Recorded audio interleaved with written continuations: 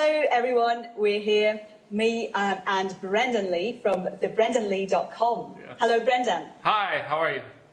I'm doing all right. Thank you very much. What's the weather like in Texas? Here I'm all sweating, so if my face starts dripping down, I'm sorry for that. That's okay. It's probably just as bad and or worse here. It was like 40 Celsius yesterday. Brendan, you should know that I'm so excited to have you here. Can you just introduce yourself a little bit?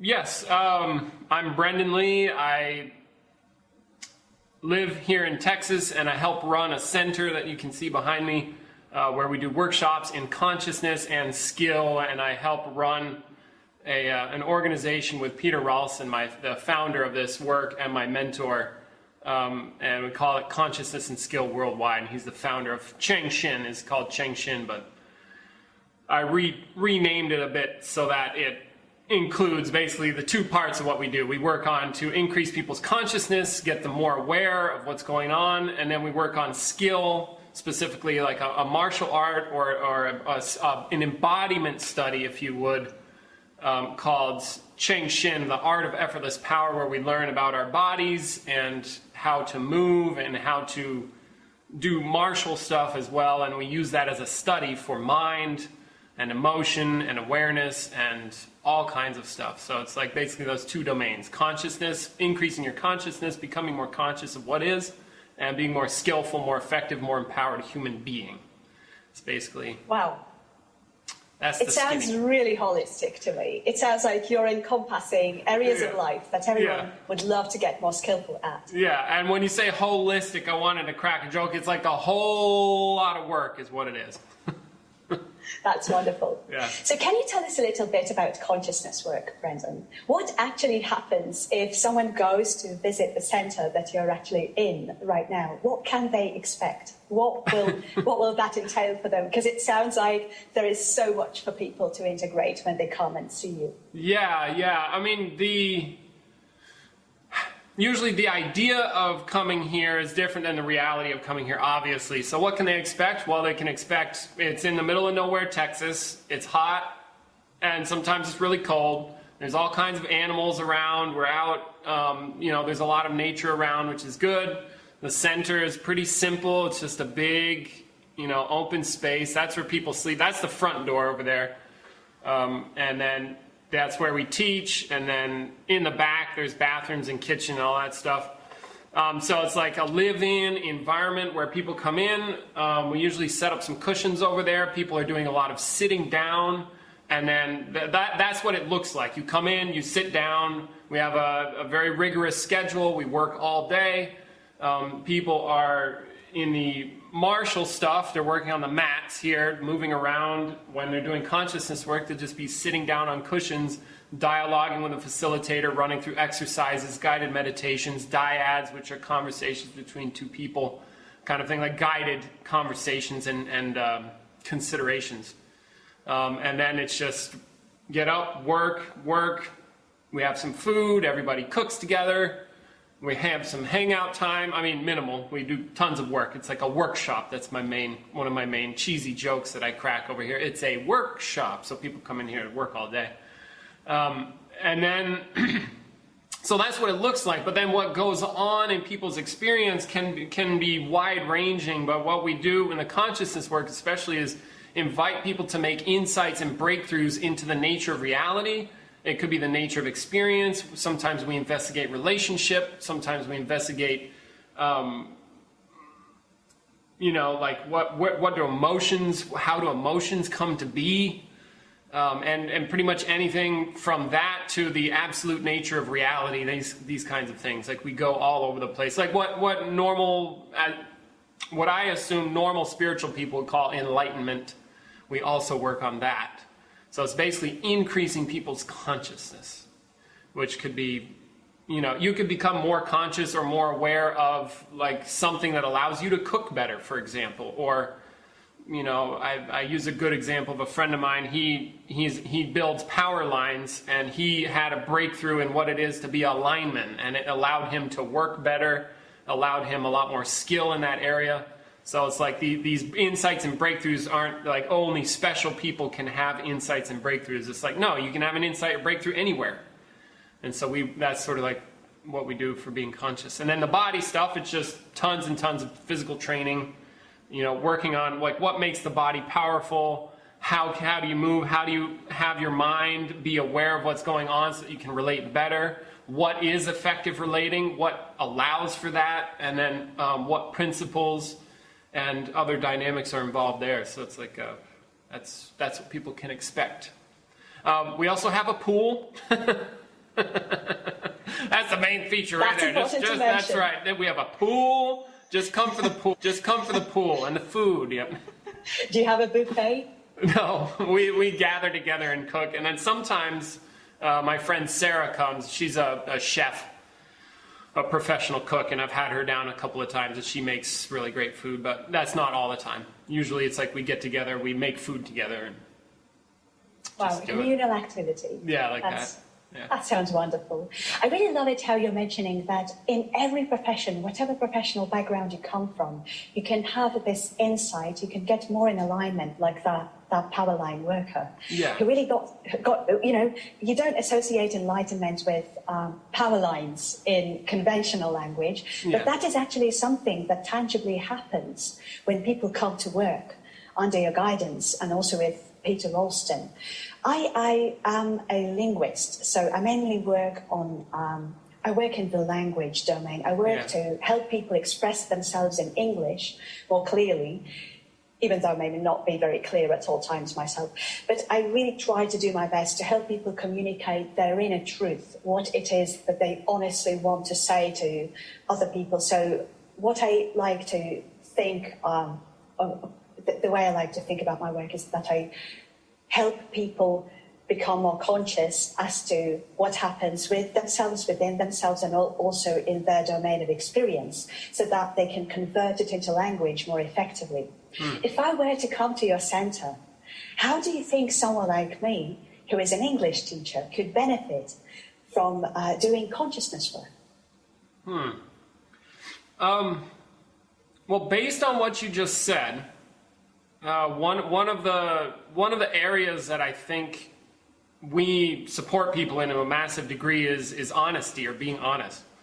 And what I mean by being honest is not that, well, anyway, I was going to say by and large, most people are dishonest, and that's actually true, they just don't know it, and that's okay, and that, blah, blah, blah. And I'm not saying that people are bad and wrong, it just seems to be that's how it goes.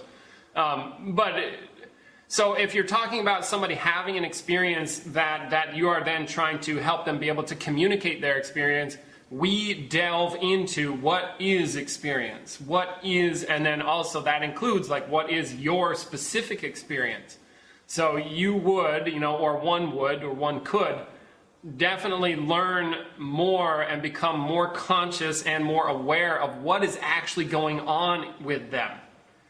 Because very often people don't know what's going on with them, aside from, like, say I might have an emotion or something, like I'm angry, and then you'd say, well, Brendan, what's going on with you? And the best I've got is I'm like, well, I'm angry. And you're like, well, what else is going on with you? It's like, I don't know, I'm just angry, So then my level of consciousness or awareness in this case stops at the anger.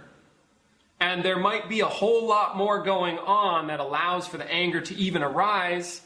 And there's even the anger itself has components. Like it's actually built out of components as if.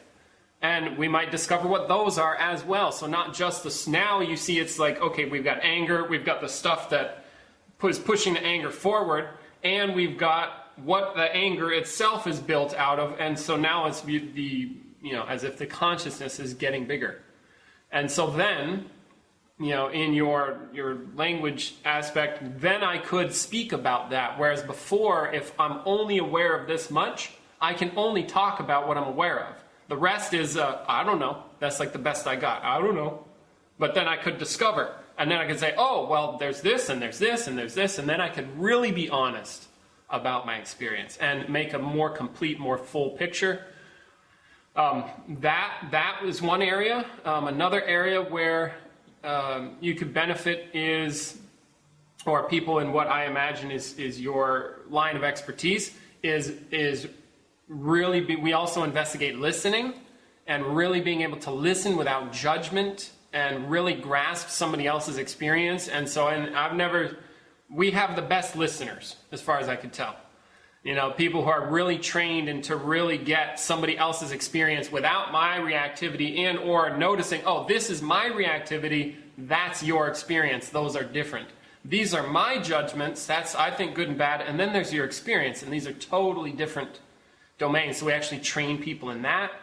And then we also do a whole thing where we investigate communication itself, like what is communication, which again is, you know, part of what you are up to, being able to actually get something across and also grasp what communication is, as if not what am I communicating, but what is communication. And then from a greater understanding of communication, perhaps I could do it better. You know, and so, and this is another domain where I could see you and or your people getting lots of benefit. Well, that sounds very thrilling, because it sounds like in the world nowadays there is very little communication that is actually effective. Well, as far as I can tell, once again, I'm kind of drawn into this generalizing thing, and I'm personally working on kind of reducing this habit of mine, because I see it as detrimental sometimes. Yeah. Well, I generalize up the wazoo. So that brings us into the area of conscious communication or effective communication. Can you probably juxtapose or pit, let's say, normal communication against effective communication? I know that this may be like straw manning normal communication, and many people think that, I would suppose, that they're good communicators. So can you just talk a little bit about the difference between conventional communication and what you are teaching in the center, or effective communication? Where would be the discrepancy? Yeah. Well, I don't. Okay. Let's see. So most of what people do. Well, let's see. Well, you can't help but generalize in this area. Yeah, no, it's okay. I'm okay with generalizing. I'm just like considering what's the best way to. You see, what's the most effective way to get this across? That is also a generalization of sorts. What? I mean, the most effective, because I think many people will say, oh, most effective relative to what? And everybody will have their own definition. Exactly. So based on their interpretation of whatever is. Totally, yeah. No, because that is one thing I'm going to bring up about effective communication. Effectiveness, as you just pointed out, is completely based on what it is that I am trying to be effective at. See, so let me see. Just make some distinctions here. What most normal people do, or what most people do as far as I can tell, like communication is getting something across. My experience gets across to you. And that's it. So it's not good, it's not bad, it's like, oh, you get it. You get something that I have in my experience somehow gets over there. Well, we're calling that communication. Now, if I am communicating something for the purpose of getting a job done, like maybe I am, I don't know, you do something I don't like, so then I say something to get you to stop doing that thing. I am not calling that communication. I will call that a manipulation, which is to say it's to get a job done. It is not to communicate my experience of anger. It is to get you to stop your behavior or change your behavior. So we're calling that a manipulate, or in this world we call it a manipulation, which is to say it's like a way of handling you or handling somebody else. To handle with skill is manipulation. So in that case, I'm not calling that a communication. So then if I apply that baseline to most normal human interaction, by and large, I find out that most of what humans are up to is manipulation. It's rarely to like get across my experience. Like say if I was angry, for example, I could then communicate to you like, wow, the anger is like this. I feel hurt and I have a desire to change your behavior, and that I also have this other part that wants to hurt your feelings too, and I I feel wrong, and I feel vulnerable also telling you about my anger and this and that. Now you see that would be perhaps more aligned with me actually trying to get an experience across. Like, what is my experience actually like?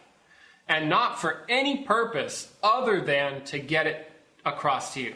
Now, what you do with that is different, but my intent behind what I'm doing is to like give you my experience. That's what I'm calling communication. So now, effective communication would be, does that happen or not?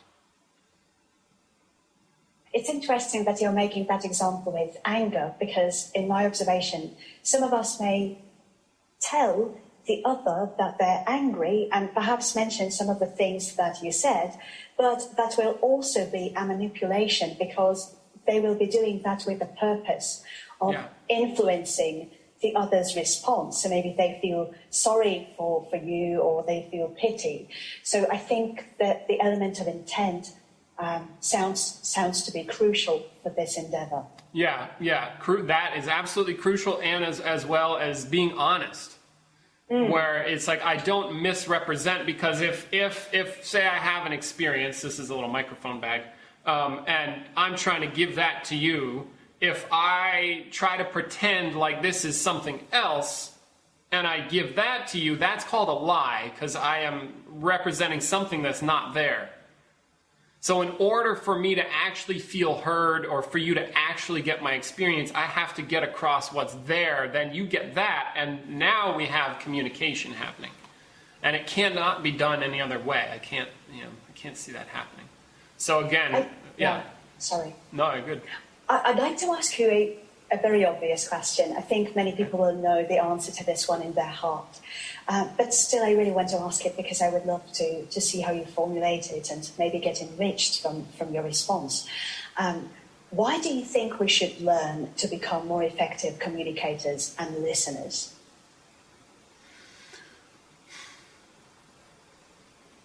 Well, I don't think people should. That's a good point. I mean, I don't, because I don't, it's not my place, and if people want to learn, they can learn. If they don't, that's fine with me. But what I have noticed is there do seem to be real consequences. And what I mean by consequences are things like gravity is a consequence. You see the objects behind me are stuck to the ground. That's how physical reality works. Now, self, or the reality in which we live as people, also has ways that it works that are not like as if individual, but it's like you cannot get around this.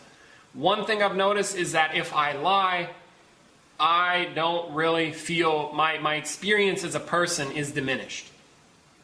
If I really get something across to somebody else and they really hear me, there are consequences that are very positive, empowering consequences. I feel connected to other human beings. It perhaps opens a doorway for more love, more connection. My sense of myself is a little bigger. I'm a little more real. And there are consequences to being real and authentic that are good consequences. And there's consequences to lying and being inauthentic and living as a inwardly focused person. There's consequences to that also. And so I've noticed that the consequences to real communication, really not judging, really getting myself across, really being authentic, those are worth living. And so that would be why I would do that. So the inducement of those positive consequences reminds me of the word principles, which is something that I would associate with the work that you and Peter do. Yeah. Can we talk about the principles of authentic and real communication, as it were? You mentioned honesty, you mentioned listening and communicating, getting your experience across, rather than manipulating the other or eliciting a response. Are there any other principles behind communication that you would love to communicate? No, I think that's it. What did occur to me while you were talking is that's another thing that we have to acknowledge, is that communication is not a solo act. It takes two. And so that means there's somebody who's communicating and there's something who's getting the communication. Now, if this person is incapable of grasping the communication, or if they are, so wrapped up in their own world, like judging, and I'm not saying judging is wrong and bad, it's just something that we do, and it's something that we cannot do as well. But if you don't have a listener, somebody who can actually grasp your experience, then the communication will not occur. So there's that aspect as well, because it takes two people, so it's like a team effort, and but otherwise, no, honesty is a principle that makes a difference. There has to be somebody here, there has to be somebody over there, so there has to be two selves or two people. Both people need to be capable of grasping a communication, and then we also need some vehicle to do that, whether it's sound or, sight or touch, like Braille, or, there has to be some method for it to get across. Now, yeah. So as I told you, I work with language, Yeah. and language is language. Many people get upset if they're called the wrong name, for example. I know this from experience. I was born and called a different name. I was called Mary by my parents, and then I changed my name. And I remember a period in my life, there was this patch in my teenage years when I would get really upset when people called me a wrong name. So I wanted to be called Lilia, but people called me Mary, and I saw that as a reference to my past, and I got really upset and frustrated and even angry and hurt, even though right now I realize that a name is just a name. It's just what it is. It's just a sound. Why get upset with a sound in reference to you or to anyone? And also with gender, for example, in the world, people may get really upset if you call someone who identifies with being a he, if you call them a she, for example, vice versa. Yeah. So I can really see how language may be upsetting to people, or rather that people may make the language upsetting. Can you just speak a little bit about the role of language in the creation of human suffering? That sounds really exaggerated, I guess, but I would really love to hear your thoughts on it. Role of language in relation to human suffering. Well, where are you coming from with this, or why do you want to know, or what's the what are you looking for? I would like to get your perspective on how language shapes our responses to experience. Or rather, let me see if I can be more clear with this. Yeah. I would love to understand if there are any problems that language creates for people that could be eliminated if we saw language as an instrument, as not reality. Because I think where the problem stems from is that people see something being called something as the be-all and end-all. Like if I'm called Mary, let's say, I don't see it as something that I'm attaching disrespect from. Something that I'm attaching disrespect to. I'm actually seeing that as something that is bringing disrespect. So I don't make that distinction. I don't see my active role in interpreting something, in this case language, as that which I don't see it as interpreting. I see it as real. Yeah. So I don't see the conceptual nature of it, and I think maybe that's why I get upset. Yeah, well, yeah, good question. Because I think as you're talking, I'm like, ooh, this could get real big. There's a lot, as far as I can tell, I'll start with, as far as I can tell, there's a lot going on. And what I mean by that is, let's see. So,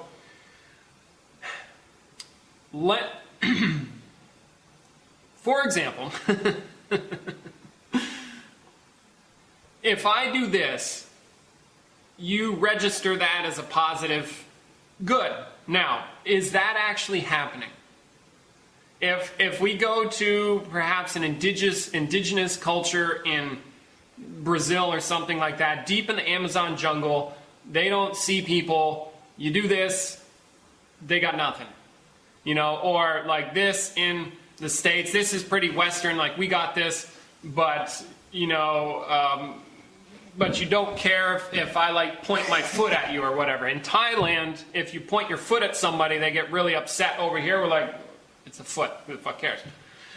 You see? So then what that starts to reveal that this doesn't actually mean what you think it means. Like if you think this is good, this isn't good. That's you making it good. But the real problem is like good, bad, foot or whatever, hi. You see all these things. It's like none of that's real. But it starts to reveal something. If one person doesn't care about this and another person does, then the meaning isn't here, it's in the people. It's not here, the meaning is in the people. It is not in the symbol itself. Like you were saying, like if you call me Mary, I don't get upset. If you get called Mary, perhaps back in the day, you get upset. What's the difference? So the meaning is obviously not in the sound, as you pointed out, but it looks like it is. We can grasp, but we have to try to really grasp and see where does the meaning actually come from. So then that perhaps leads us to our first investigation in this matter. What is meaning? Where is the meaning? That would be one place I would go looking first. You see, where is the meaning? Is the meaning in the symbol? Or is the meaning in me? And if we really get rigorous, we can start to discover, oh, wait, I'm the one creating the meaning. So then I can start to take responsibility for that fact. Wait a minute, no, this looks like it's over there, but it's me. It's me making the meaning. It's not in the symbol, because we can obviously see symbols are made up. Somebody created the English language or the characters in your alphabet or whatever. That was obviously made up. It's not cuneiform, it's not hieroglyphics, it's, you know, whatever alphabet you use. You see, again, that's made up. It's like symbols. So that's one place I would start. And then we could further consider, like if I write the symbols, you know, say I write on the board, which I may have done. I wrote a note to you last time. It's like, write hi, like H-I. You see H-I as hi. You know, and you can't not see that. You can't see meaningless marks on a piece of paper. You actually see language. So what that starts to tell me is that language is a lot more powerful than we think. Which is to say that if I see something, like when you look at I don't know, there's a light overhead, that's not a light. And I do this in workshops, actually, and it's great because we usually have international people, because what do you call that? What do you call that? Well, in Russian, we call that lampochka. Yeah, lampochka. No, that's a light. Which one of us is right? You see? Is it a lampochka or is it a light? It's obviously not the sound, so then it's neither of those, but the language starts to create a reality as if. It's very powerful. Like you cannot not see language. You can't not see it. And that's something we clearly learn, but it influences our very perceptions. Right? So now we have something that we call language that's powerful. We made it up, but it's actually really powerful, and it changes how we view the world. So now, you know, like now we can start to recognize it, as you were saying, like the tool or the, what word did you use? Instrument. The instrument that it is. It's a massively powerful, creative instrument that as if overlays our very perceptions of reality and creates a whole world that doesn't exist without it. Like, for example, the social world. Like we have an agreed upon social structure that, we wear clothes for what? You see, because this is the right thing to do, and it'd be weird if I took my shirt off. That would just not be right. How do we know? Because we have this agreed upon framework, but where does that framework actually live? Like, where is it? I can't go buy it at Walmart or Aldi or I think I asked you for a supermarket last time, something like that. Oh, that was Silpo. Silpo. You can't go to Silpo and get social rules, you see? They don't exist on the shelf. But yet, look at how strongly it influences me. I would be mortified if I, came in naked and set, it wouldn't be right. Like, no, this is not the right thing to do. How do you know? You see? And then, so that means that we have something going on that is a collective agreement that's very powerful and very strong and influences our behavior. So now we have this instrument that starts to become more and more powerful, more and more complex as well. And so, to your consideration or to your question, then if we have this said instrument, we could then set about to or understand how strong it really is and orient ourselves to operate within language that is more powerful or more loving or more freeing or more, we could work or more precise or more excellent. We could work ourselves to do language in this way, and that will also have a massive impact and effect on how we think. Because most of our thinking happens within language as well. And so if you change how you speak, you will change how you think. If you change the language you use, your view of the world can change to some degree. If we talk in ways that are very racist and mean and hurtful toward other human beings, we will likely start to see other human beings within the framework of this thinking. And then our experience will have consequences again, you see, and probably negative ones. I like to balance between the negative and the positive. If we have language that is very empowering and clear and precise, our thinking will be powerful and clear and precise, oriented to that language. So then it becomes an instrument that we could use as a tool and, do it like that. Now so how are we doing so far? Yes, we're doing great. Okay. We're doing great. Things keep appearing, but I tend to put them on a back shelf so that the communication is not prevented by me thinking, oh, what should I ask next time? I'm actually in the process of practicing authentic connection and listening, being in the moment. So to me, that is an experience that I would really love to have, authentic listening. So we'll get back to those. I'm sorry. Just please don't lose your train of thought. Okay, yeah, no worries. I'm just checking in. And then there's an additional part that we could look into is if I called you Mary back in the day and you get upset, the general thinking is, well, you caused me to be angry. But if we really get rigorous and consider, okay, now we have symbols, it's very powerful. The symbol is not how I feel about it. And it's different for different people. That means there's something going on with me that has the meaning show up the way that it does. But maybe I can't see what that is, or like if you call me Mary, and I'm you, and I get upset about it back in the day, then Mary, the sound Mary comes, and I go, ow, roar, I'm angry. Okay? So then if I really think it's you, then I'm not being honest about what's really going on.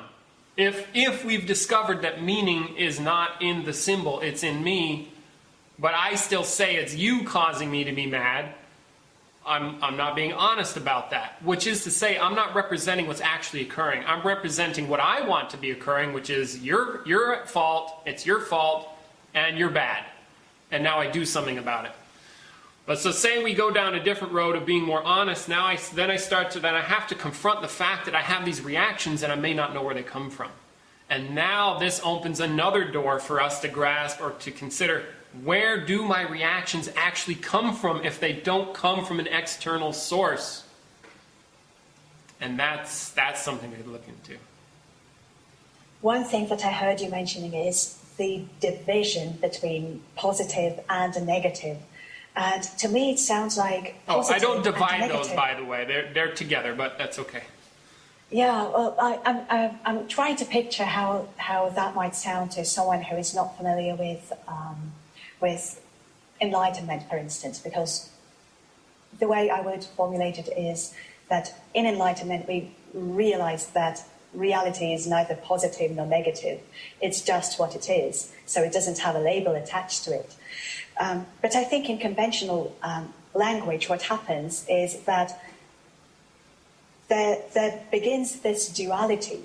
Positive and negative, I would presume, is one of the greatest dualities that exists because of language. And I'm quite interested in seeing how our belief in that language is equal reality influences our belief in positive and negative.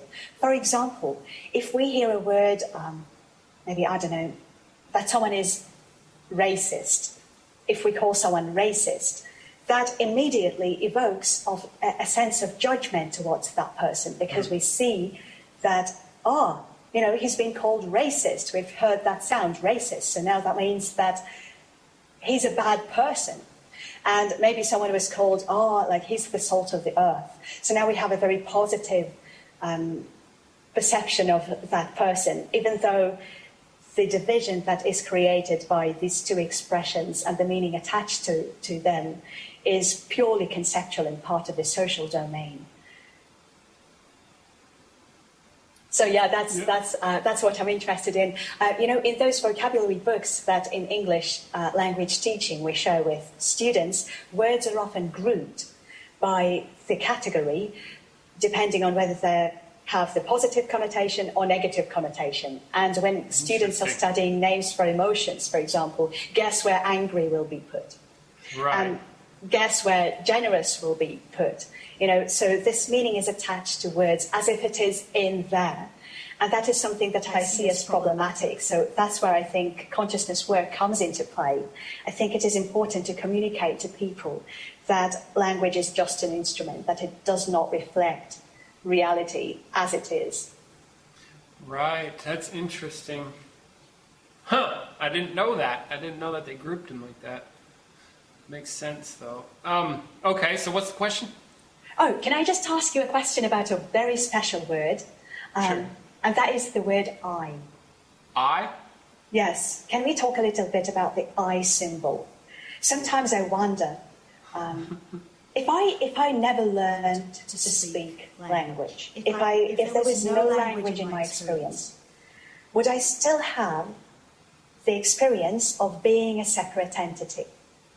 Isn't it due to my parents pointing at me and telling me, you're an object, you're Mary, in my case, you're an object and your name is Mary? Isn't that the reason why I associate myself with my body, even though right now I recognize that I'm this transparent consciousness and the body appears in me, not I appear in the body? So can we just talk a little bit about the I thought? Do you think that if we had no language at all, we would not be identified with a body? Or would you not say that? I will just give the floor to you, Brendan. Yeah, Sorry for being very talkative. Yeah, no worries. No, that's no problem. I'm pretty sure we'd still be bodies. Bodies are very tough and they keep going for a while. Like animals have that going on. Yeah, I think we would still be.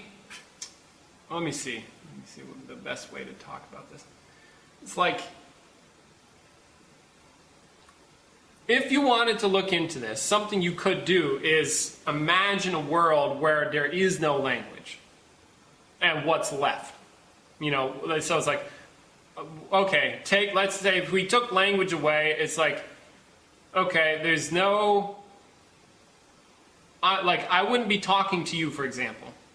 There wouldn't be a person to talk to or somebody who I could recognize as, I can talk to them. See, so if I take language away, so there's no even possibility for language, what do we have left? That might be something that you could question or contemplate. If there were no possibility for language, what would the world actually look like? You see, that would not be a light. I would not have eyebrows or a bald head, or I would not, it's not, because that's bald, this is a head, these are eyebrows. eyebrows, that none of that would be the case. We couldn't talk about it. We couldn't talk to ourselves in our head. So now what? Now what's reality like? There are no books. There's no art communicating something. There's no music. There's no inventions that involve language anymore.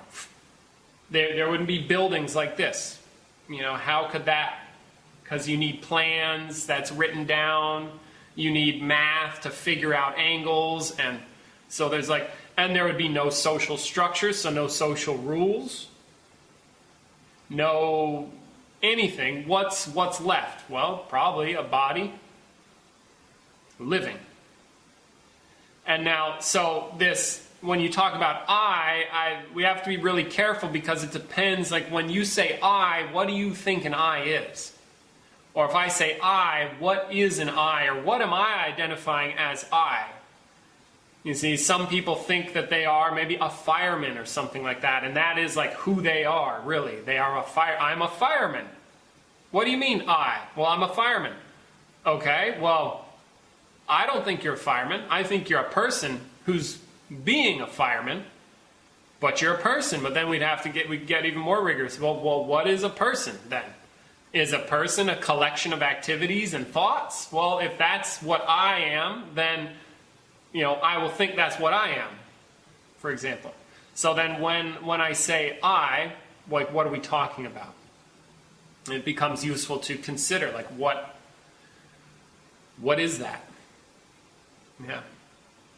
Some people in spiritual communities try to dispose of the word I altogether in the hope that that may produce a more accurate description of reality. Okay. So because the I doesn't exist? I don't know why they do that. I would suppose that maybe they do that because the I in the form of a body-mind is negated in spiritual disciplines that these people identify with. Yeah. So maybe they want to be more consistent with the worldview that they hold within those spiritual communities. However, I don't think that the removal of the word I actually removes the identification, does it? No. So that would be a very superficial way of dealing with something that is not dealt with on that level. Yeah, because one of the things, like, in typical Cheng Hsin fashion, I'm like, all right, good. Yeah, here's a story, for example. There's a guy who's teaching martial arts, not here, martial arts is over there, apparently. He was teaching, and he's an Aikido teacher, and he was talking about calm. And he was like, okay, and calm. And one of his students was like, oh my God, I really get it. I'm so calm. Oh my God, da da da da da. And he went over and just slapped him. Bang! Ah, why'd you slap me? What the fuck? He's like, where did the calm go? You see? Because then it, like you were saying, superficial. It's like, okay, I'm superficially calm. If I was actually calm, boom, I get slapped. Okay, good. Next. See, that's calm. Say. And then, so for the spiritual ones, they're like, oh, yes, I am not here. I am transcendent. I am good. Did you get mad? Does it bother you that I slapped you or whatever? You see? And then it's like, oh, yes, it does bother me, or I'm bothered. Good, then you think you're here, don't you? Then one thing we'd have to consider with that is that there does seem to be a drive or something going on here that really keeps me being me. Even if I say or I try to pretend like things are a certain way, or I pretend like I don't exist, or maybe I really believe I don't exist, but when the shit hits the fan, if I really think I exist, then, I have to confront that and acknowledge that there is something going on that is non-intellectual, because the survival of the animal intellect is gonna go out the window at that point. It's gonna be raw, like, if you ever drown in water, you want to breathe. I mean, I've done that once. It's like, I really wanted to breathe. So there's more going on than just like, okay, I can just believe stuff. Or no matter what I believe, if I go off a cliff, I fall down. See, so then there's more going on than just what I think is going on, or even just what I feel is going on. These kinds of things. So we'd really love to talk about meaning, if we can. Okay. Would you say meaning is something that is inherent in reality, or is it the product of language? Would there be meaning? We looked at the world without any language. Would there be such a thing as meaning if there were no language whatsoever? At first, I think so. Now, what do I mean by that? Because there is, for example, I can understand. Let me see. That's a good question. Because I hear in your question perhaps an assumption that all meaning comes from language, and I don't think it does. I think the world of language is built on meaning. It's a sound means something else. Or a symbol means something that is not the symbol. It's like that's what language is doing, basically. There's the symbol, whether it's a sound or braille or sign language or whatever.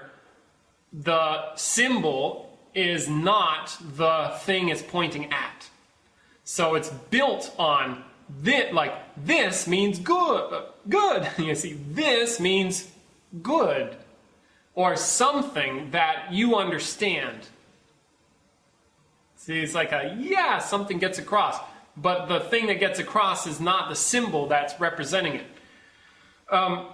So there's all of that. And then there's also implied meaning, where like it can get really subtle, where if you're talking and I'm like, and it's like, so that is, again, there's all kinds of meaning that can be created out of that. Oh my God, he's bored. I don't want to talk anymore. Okay, he doesn't like what I'm saying, blah, blah, blah, blah, whatever. You see, just in that, and that's a whole mess of stuff that we have going on. Now, there's also other things that maybe I could call meaning, but maybe I could call association. I don't know. Whereas, like, if I see a berry in the woods, I know that one's bad, this one's good. Somehow I could understand, perhaps even without language, like a knowing that's bad because other people who eat that die, and we know that one's bad, this one's good. But then again, how does that get across? You see, that again seems to be more language. Like, that would mean some knowledge has been passed down. So what I'm struggling to consider here is there meaning without language? Yes. Because I can know what something means in a domain that is not languaged. It's like, oh, I know what that is. This goes here. But I don't need to talk about it. Like the places where I go looking for this kind of stuff is in the martial domain, or if I'm doing some sort of free fighting or free form interaction. If I'm really into it, there is no time for thinking, and language isn't really needed. It's better not. You see, so it's like if somebody moves, I can instantly pick up, given I can pick it up if I'm aware enough. That if they move like that, this is coming next.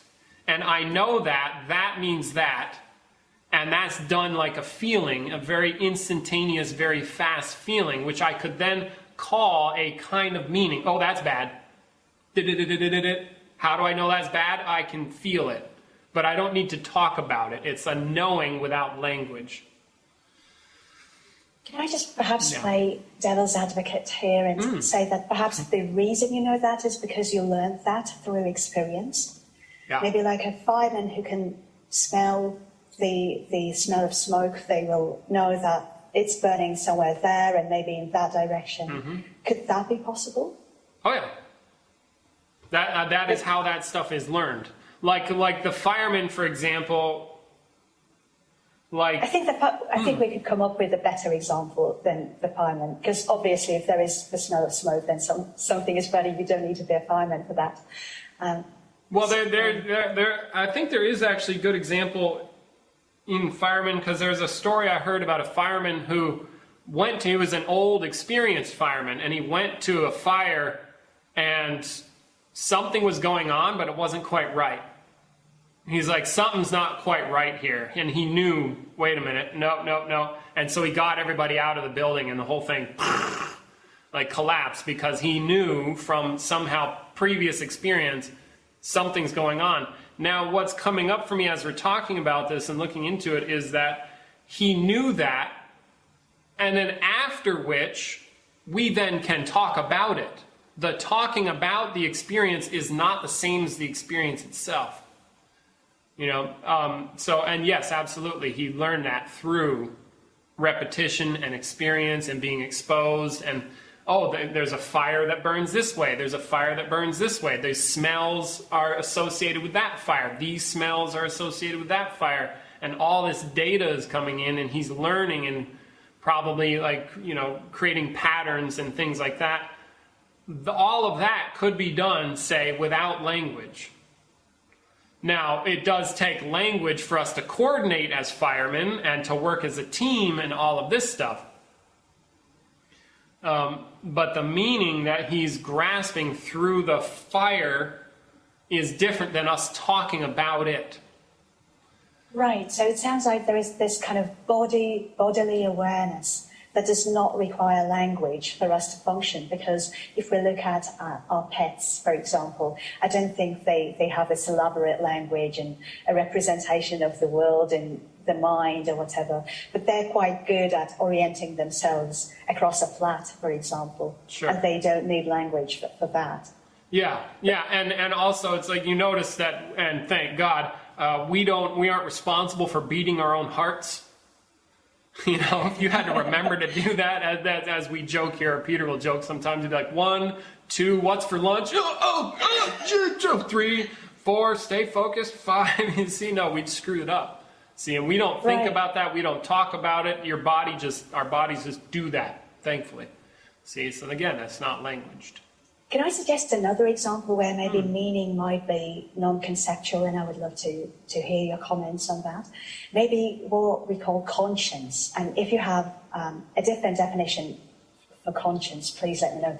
But what I see as conscience is the feeling of rightness, the inner knowing that something is right or wrong. Even though we have discussed earlier that right and wrong are things that appear once we start thinking of them as right and wrong. Yeah. But sometimes when someone is being punched in the face, when, for example, I was witness to this really appalling scene a few days ago, a grown-up man was walking with his son, or a child of 9 years old, and this adult he turned to the child and he punched the child in his face. Yeah. And suddenly there was this feeling of instant wrongness within myself. Or like there was a big lorry a few days ago, I saw this, a big lorry passing by a tree, and it broke the branch of the tree, and instead of just being a little more focused, maybe taking more care as to how to handle the branch, the driver just drove away. Maybe that's just the interpretation that I'm conveying. But I think that this conscience, isn't this another example of meaning making that is beyond language or prior to language? Yeah, good question. I don't know. Off the bat, I don't know. Because I have considered this myself, where it's like there does seem to be stuff that's good. You know, like killing people is bad. Somehow. That's bad. Loving people is good. Some things, you do not hit children. You know, that's like, what the fuck's your problem, bro? Like, that's wrong. See? No. You see, but then how do we know that? You know, I don't know. I don't know. Because it does seem to be that some stuff is very deep in us. Like, again, you know, going into negative territory. You see, I know this is negative territory. It's like wrong or whatever. Prisoners, all of the worst people in society, I hear tell, they go to jail, but they will do bad things to people who are pedophilic or who do wrong things to children. See, the worst of society, they're all bad, but in there, pedophiles are bad. And so it's like we know as humans, you do not hurt children like that. That is a no-no. How do we know that? I don't know. The people. I wonder if they'll. Sorry, go ahead. I was thinking like the people that are not wired like that, they're like, oh, okay, I can just hurt a child and it's okay, and they have nothing going on. We usually call them psychopaths, right? So like we have a special category of people, their brain is fucked up or it's not working right. That's a psychopath. You see? And they're not with like, you know, the normal, they're not within the normal range of human acceptability. But now back maybe pre-language, or when we were just more animals, not social animals like we are now, but just raw animals, you can see that they kill things and they fight and they have sex and they do all their stuff, and they don't, there's no like right or wrong there as far as I can tell. So maybe these deep human traits, you know, I don't know if they're, it just seems very deep. That's the best I've got right now. Somehow we know that's wrong and this is right on a deeper level that is perhaps a lot less intellectual and more hardwired. But is it learned? Maybe. Probably. I think so. I think that actually adds to the validity of morals. Morals have received a little bit of bad rep in a relativistic society where all perspectives are given equal validity. You know, there is this egalitarian view that says that your perspective is no better than mine, and who are we to judge that one perspective is better than another perspective. And one thing that I see as implicit in that reasoning is that there is no such thing as good and bad, that everything is relative.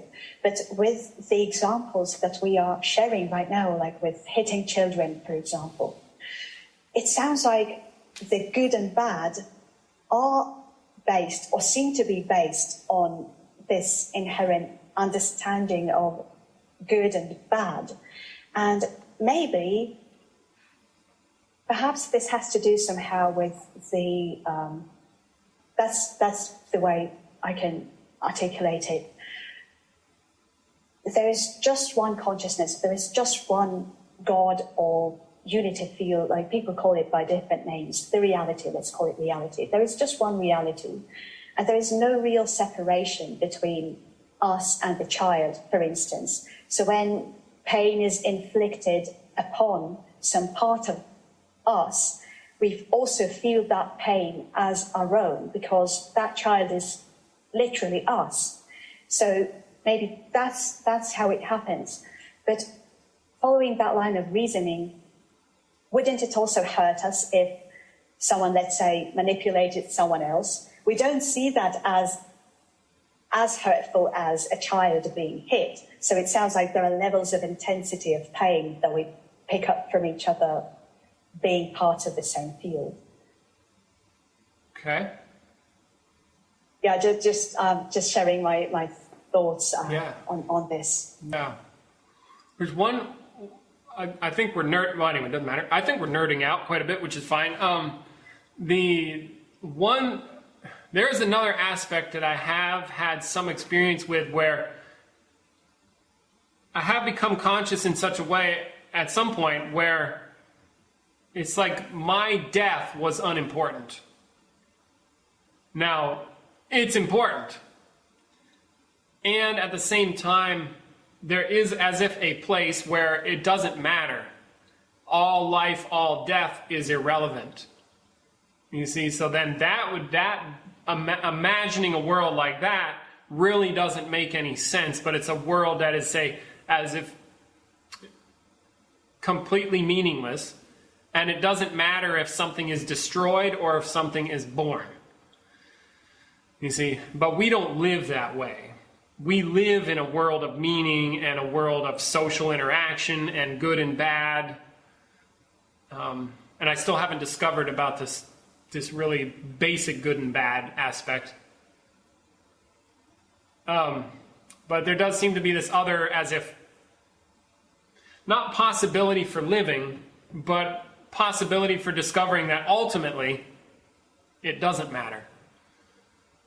See? I think there is great liberation in discovering that it doesn't matter ultimately, because once it doesn't matter, then suddenly a lot of energy that was previously lost in making it matter now can be free, and it can be directed, metaphorically speaking, to the things that are fun, that maybe help us embody and manifest the best within, so to speak. Yeah. So I think there could be that other way of relating and interacting in the world, and also communicating. But I think that would have to be grounded in deep levels of awareness, such as those that you described. And I don't think it would be realistic for most people in this day and age to expect of themselves to be able to not act from meaning. Yeah, and I mean, we will still act as if within meaning, because we live in, like, our world is very much about that. And some of the greatest things, I think, are very meaningful in a positive way. You know, there is that aspect. So it's not like, it does seem to be the case that if I, as if free myself up from having to have things mean a certain way, then maybe I could then control the meaning and or have things and or do things that I understand will be meaningful in a positive way. And there would be no reason not to do them that way, because I was like, oh, well, I could have a meaningful, I understand how this goes. This doesn't feel good. I'll do this one instead, or I'll create something instead of destroy something. Why? Well, it doesn't matter. Why not?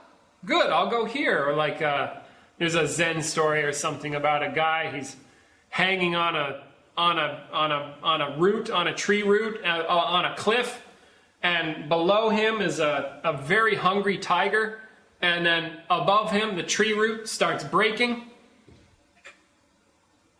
So he's like, shit, he's kind of fucked either way. So he eats a strawberry. Screw it. Let me enjoy this. Yeah. Wow. Well, Brendan, I think this would be a good point for us to finish the conversation. I really wonder how valuable people find it, especially the final bit that, as you said, it was very nerdy, but also very interesting to talk about, because I don't think many people in the world see meaning as something they create, or like even think about conscience or bodily awareness as part of their experience. So I think there is value in that, and even though that value is conceptual in that case, perhaps a little relative to what we value. Mm-hmm. I'm very grateful to you for coming to join me, and I'm looking forward to questions from people who are interested. Maybe they would love to ask you something. Just please feel free to put your comments, your questions in the form of comments down below, and maybe we could meet again, and if there are many questions, we could tackle them. Perfect. Sounds great. Brendan, can you just invite people to come over your centre and just whatever you would love to say to people to... Come over. That's one thing that I really love about our conversation, and I really want to say it right now, because we talked a lot about the significance of switching into effective communication from just communication. I see it as really, really effective. As we're talking right now, I'm really seeing the fruit of being able to talk to someone who doesn't judge you in his mind, whose only purpose is to communicate the experience to you and to be honest about that experience. And when you don't understand, you always ask me a clarifying question, and that is also very liberating, because Sometimes I feel that people don't want to appear stupid, therefore they don't ask a second question or something.